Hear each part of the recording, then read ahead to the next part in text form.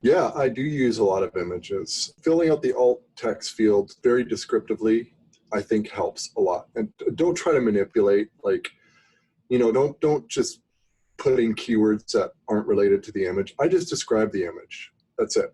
Here's the image, here's what it's about. So that's number one. Obviously, like, optimize them so that they're pretty small files. Like, when I started with an image site, I was uploading like images that were 5,000 pixels wide and like 2 megabytes, which was insane, and it would take forever to load. And I wonder why doesn't my site load fast? Anyways, you learn, right? So now I resize everything no bigger than 1,000 pixels wide and optimize them down to like 150, 200 kilobytes. Even that's probably a bit big.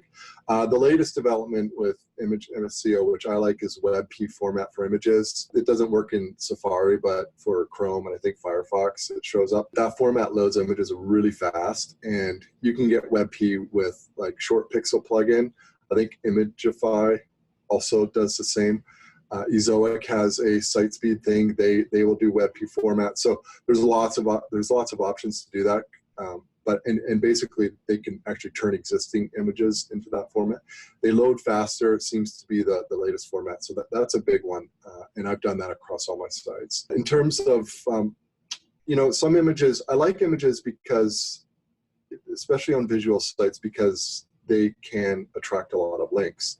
Mainly because people rip them off and then source link it. So that's worked out well in terms of link building, because other people just take them. I don't care.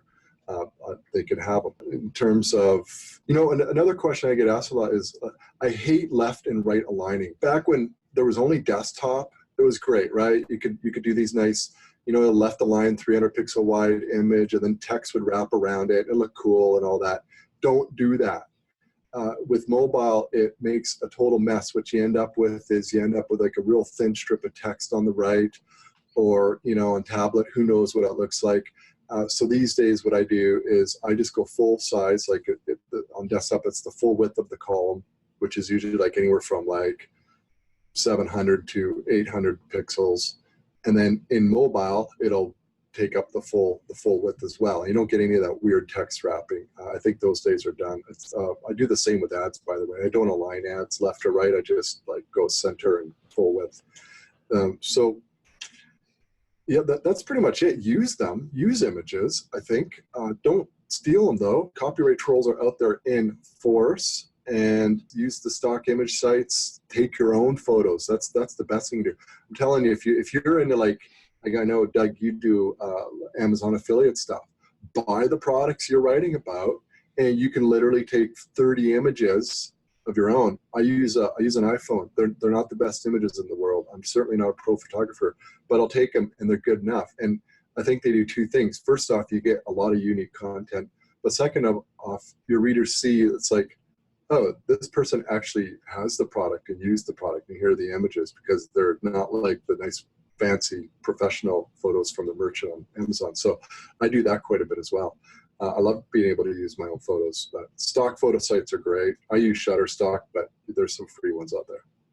Very cool. And I learned something here, which is obvious, the right aligning or left aligning of images. So I still do that a little bit, but yeah, you're 100% right. I definitely have seen it where I have poorly formatted for like a phone or just a different display that's not like super wide.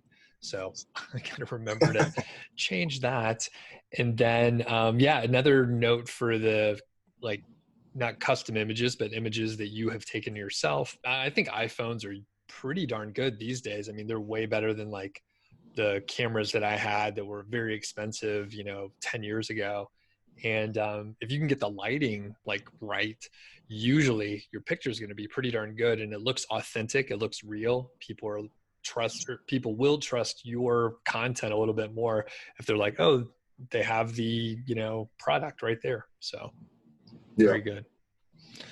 And for me, like, I guess you've done some like some video, and you have like camera gear and all this stuff. Like, I just like the gear too, and I like to take pictures. So it's kind of a fun way to actually like mix the hobby with a way to make money, and it all works together well. So Yeah, if you're into it, it's great. Lucky you.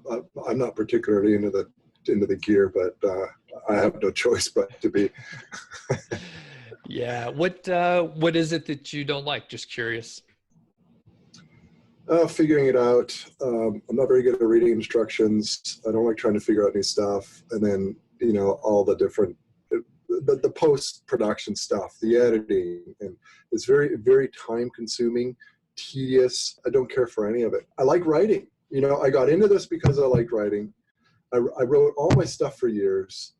I still like writing. I still write, but I realize that podcasts and videos are enormously popular, and so I got to play ball. But at the end of the day, for me, it's writing. I like to write. So